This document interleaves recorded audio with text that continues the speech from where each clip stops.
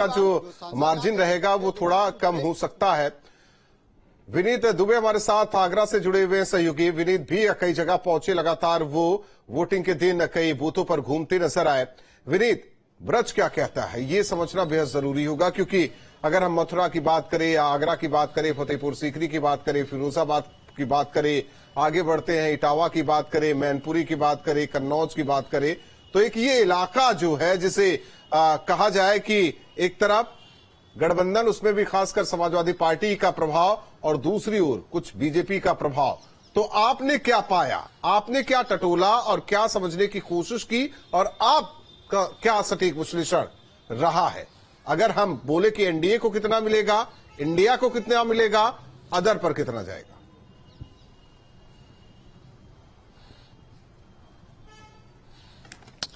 बिल्कुल राहुल, अगर मेरे आकलन की बात की जाए तो देखिए, मैं आपको बता देता हूं कि ब्रज जो है वो हमेशा से भाजपा के कब्जे में रहा है और भारतीय जनता पार्टी ने हमेशा से कोशिश किया कि अगर ब्रज पर कब्जा पा लिया तो उत्तर प्रदेश की तमाम सीटों पर कब्जा पा लेंगे। लेकिन हमारे पास एक तरफ ब्रज है तो दूसरी तरफ ऐसी कई सीटें हैं जहां पर सपा कांग्रेस गठबंधन का राज है, यानी समाजवादी पार्टी का गढ़ कही जाती है। चाहे हम मैनपुरी की बात करें, फिरोजाबाद की बात करें, कन्नौज की बात करें, इटावा की बात करें, ये तमाम सीटें हैं। लेकिन अगर इस बार आगरा सीट की बात करें, सबसे पहले आगरा सीट से शुरुआत कर देते हैं। देखिए, इस बार जो वोट पड़ा वो काफी साइलेंट वोट था और कुछ लोगों ने यहां पर मोदी योगी के चेहरे पर वोट दिया। प्रत्याशियों से नाराजगी हर सीट पर ज्यादातर दिखाई दी। प्रत्याशी से लोग नाराज थे कि वो पहुंचे नहीं, उन्होंने 5 साल के सरकार की योजना जरूर रही लेकिन सांसदों से जरूर वो खुश नहीं थे। और ऐसा देखा गया कि कई सांसद ऐसे थे जिनकी टिकट यहां पर दोबारा से उन्हीं की टिकट दे दी गई और यही नाराजगी जनता में दिखाई दी। लेकिन उसका असर जो है वो जरूर चुनाव पर पड़ेगा। वोट काफी पड़ा, परसेंटेज थोड़ी जरूर कम थी। चलिए आगरा से शुरुआत कर लेते हैं। अगर आगरा की बात करें तो यहां से भारतीय जनता पार्टी अपनी सीट निकालती हुई नजर आ रही है। स्पष्ट रूप से बिना किसी रोक रुकावट के ये सीट भारतीय जनता पार्टी की प्रोफेसर एसपी सिंह बघेल निकालते हुए नजर आ रहे हैं। छुटपुट नाराजगी जरूर थी लेकिन वो दूर हो चुकी थी, क्योंकि यहां सबसे बड़ा फायदा इस चीज का मिला क्योंकि चाहे बीएसपी हो या समाजवादी पार्टी कांग्रेस गठबंधन हो, दोनों ही प्रत्याशी जो थे वो बाहरी प्रत्याशी थे, यानी जनता पर कोई उनका ज्यादा वर्चस्व नहीं था, ज्यादा कोई उनके सामंजस्य नहीं था। और यही वजह देखने को मिली कि यहां पर अब भारतीय जनता पार्टी साफ अपनी सीट निकाल रही है। दूसरे नंबर पर बसपा और तीसरे नंबर पर आपको यहां पर सपा कांग्रेस गठबंधन नजर आएगी।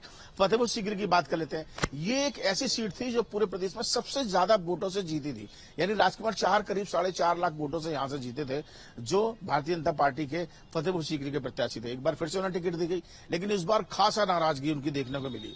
तमाम लोग नाराज थे और सामने थे रामनाथ सिकरवार जो कांग्रेस से थे, जिनको बाबा फौजी भी कहा जाता है, और सीधी सीधी उन्होंने टक्कर दी। और हालात ये आ गए कि इस समय ये एक ऐसी सीट है जहां पर आर या पार की लड़ाई है, यानी कि 50,000 वोट इधर या 50,000 वोट उधर। अगर चाहें तो वहां कांग्रेस गठबंधन भी जीत सकती है, लेकिन अगर बड़े गणतज्ञों की माने, राजनीतिकों की माने और दबी जुबान के माने तो उनका कहना है कि राजकुमार चार जो है वो सीट को निकालते हुए नजर आ रहे हैं। यानी भारतीय जनता पार्टी कम वोटों से ही सही, कम अंतर सही, लेकिन राजकुमार चार फतेहपुर सीकरी अपनी सीट निकाल लेंगे। मथुरा की बात कर लेते हैं। सेम हालात यही है। हेमा मालिनी से लोग नाराज जरूर थे, लेकिन ब्रज में इतना काम सीएम योगी आदित्यनाथ ने कराया, वहां के सौंदर्यीकरण को लेकर ब्रज तीर्थ विकास का गठन किया, तमाम काम कराए, तो उसका फायदा जो है वो हेमा मालिनी सांसद को मिलता हुआ नजर आया। एक यमुना की प्रदूषण की बात थी जो हमेशा से ब्रजवासी उठाते चले आए हैं, उसके लिए भी इस बार हेमा मालिनी ने खुद पहुंची और जनता के बीच में उन्होंने वादा किया ब्रजवासियों को कि इस बार यमुना शुद्धिकरण की बारी है और यमुना इस बार शुद्ध की जाएगी। तो इस बार उनको उसका फायदा जरूर मिलता नजर आया और हेमा मालिनी भी अपनी सीट जो है वो भारतीय जनता पार्टी यहां से निकालती नजर आ रही है। अब जरा खतरे की सीटों की बात कर लेते हैं। देखिए, फिरोजाबाद सीट समझ लीजिए आप। यहां से आप फिरोजाबाद के सपा कांग्रेस गठबंधन के जो प्रत्याशी है, समाजवादी पार्टी का एक अच्छा वर्चस्व है और जो प्रत्याशी थे भारतीय जनता पार्टी ने जिनको खड़ा किया वो कह सकते हैं कि उनका ज्यादा बड़ा वर्चस्व नहीं था, व्यापारी हैं और उसके अलावा पुराने समाज सेवा में भी थोड़ा बहुत रहे हैं, लेकिन इतना ज्यादा वोट जो उनको नहीं मिला। और समाजवादी पार्टी की जो सीट है वो यहां से मजबूत दिखाई दे रही है कि फिरोजाबाद सीट जो है वो सपा कांग्रेस गठबंधन निकाल लेगी। सेम हालात मैनपुरी के डिंपल यादव जी के हैं।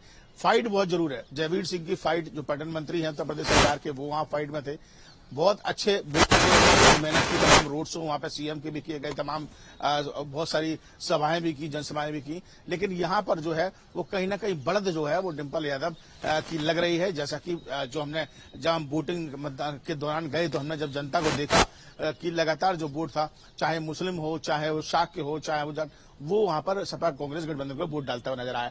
तो डिंपल यादव की यहां से सीट निकलती हुई नजर आ रही है। इसके अलावा तीसरी खतरे की सीट जो है वो अलीगढ़ सीट है। जो अलीगढ़ सीट कही जाती है कि अलीगढ़ में विजेंद्र सिंह जो कांग्रेस के गठबंधन के जो प्रत्याशी हैं वो यहां पर सतीश गौतम से बेहद नाराजगी थी लोगों की। जो ठाकुर लॉबी थी वो लामबंद थी, तमाम छात्र जो थे वो यहां पर लामबंद हुए थे, तमाम बैठकें हुई थी, और जहां तक कि जो बनिया ब्राह्मण जो लोग थे वहां के वो भी इस समय विजेंद्र सिंह के साथ थे।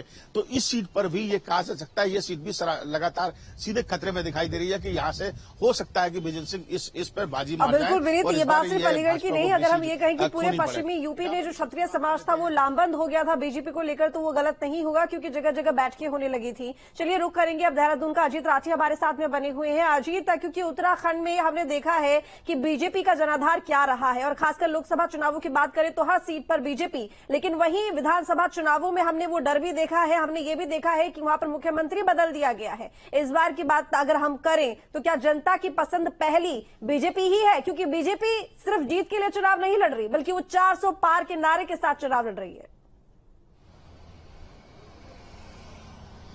बिल्कुल, देखिए उत्तराखंड में लोकसभा की 5 सीटें हैं और आप 2014 और 2019 दोनों लोकसभा चुनाव में 100% सीटें भारतीय जनता पार्टी ने जीती है। यानी यहां पर 5-0 पर मैच छूटा है, 2014 का भी 2019 का भी। और विधानसभा की बात हम करते हैं, लगातार ये मिथक भी भारतीय जनता पार्टी ने यहां पर तोड़ा है कि एक बार कांग्रेस की सरकार आएगी, एक बार भाजपा की आएगी।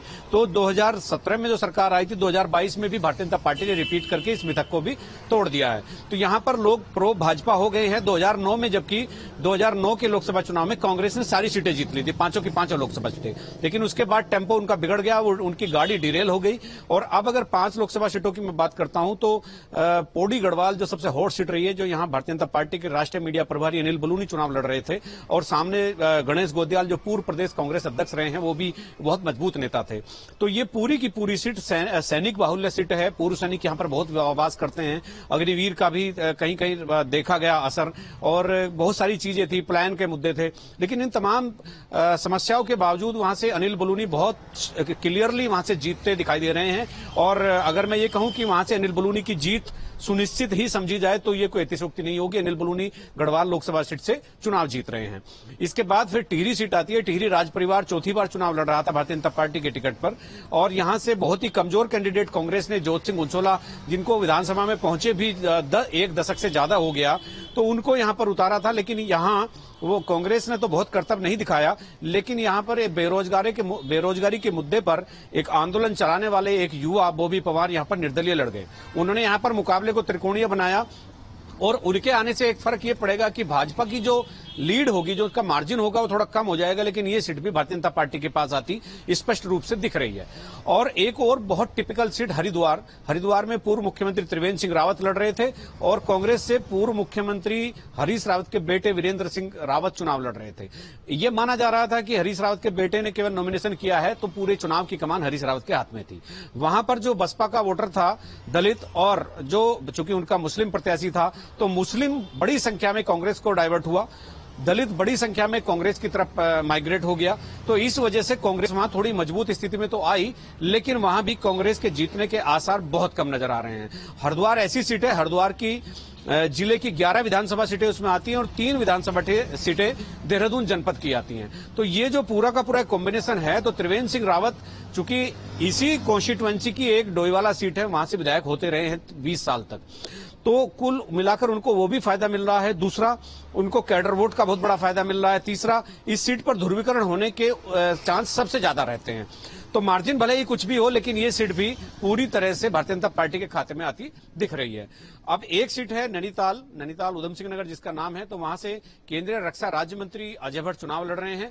लेकिन कांग्रेस ने कैंडिडेट वहां भी बहुत ही कमजोर उतारा, जो पिछली बार विधानसभा का चुनाव भी कालाडूंगी से हार गया था। यानी कि आपके मुताबिक 5 की 5 सीट एक बार फिर बीजेपी के खाते में। धन्यवाद आप सभी का हमारे साथ जुड़ने के लिए और विस्तार से जानकारी देने के लिए। और आप लोगों ने जो आकलन किया उस